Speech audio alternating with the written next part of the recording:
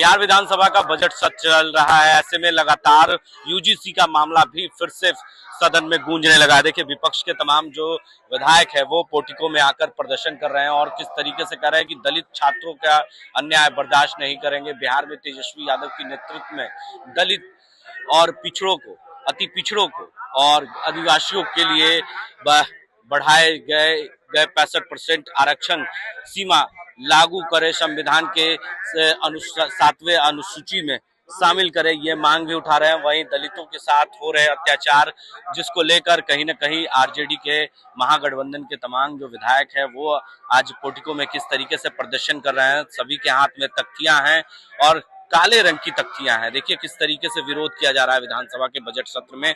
और सभी विधायक और SC ST हक खाना बंद करो, ये अब देश की जातीय जनगणना कराओ, ये कहा जा रहा है। यानी पूरे देश में जातीय जनगणना कराने की बात कही जा रही है। और आए दिन जो दलित छात्रों के साथ हो रहे अत्याचार की भी जिक्र कर रहे हैं। सीधे तौर पर माले के जो विधायक हैं उनसे हम बात करेंगे।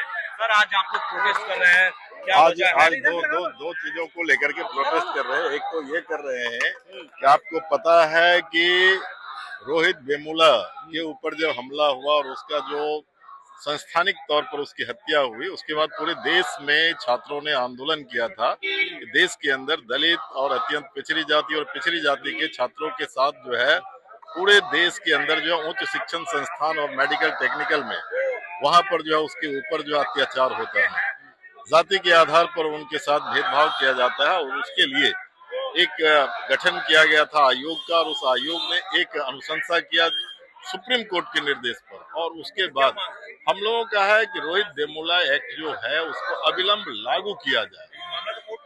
कोर्ट के ही आदेश से वो बना था, उसके अंदर कोई थोड़े बहुत सुधार की जरूरत है, तो वो लागू इमीडिएट होना चाहिए। तो क्या लगता है यूजीसी कानून जो लाया गया बिल्कुल लाजमी है, वो लाजमी है। रोहित वेमुला की हत्या क्यों हुई? वो तो संस्थानिक हत्या है। और फिर आरक्षण के सवाल को जो हम उठा रहे हैं वो इसलिए उठा रहे हैं कि आपको पता है कि बिहार के अंदर जो है जब जातिगत गणना हुई और उसके बाद आर्थिक सर्वेक्षण हुआ, उसके बाद बिहार में जो है EBC के लिए आरक्षण को बढ़ा करके 65% किया गया था, जिसको जो उस समय दिल में जिनको नहीं था वो कोर्ट में गए और कोर्ट में जा करके उसने उसको स्टे कर दिया। तो आरक्षण कैसे मिलेगा?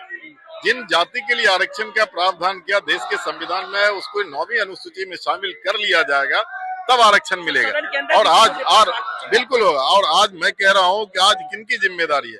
माननीय मुख्यमंत्री जी, उसी भाजपा का दिल्ली में हुकूमत चल रही है, उन्हीं का आज सरकार है। तो 1 मिनट का काम है, वो जाकर के एक बार आंख तो दिखा दे दिल्ली में कि अगर तुम इसको 9वीं अनुसूची में शामिल नहीं करोगे तो हम रास्ता अलग करेंगे। 2 मिनट में हो जाए।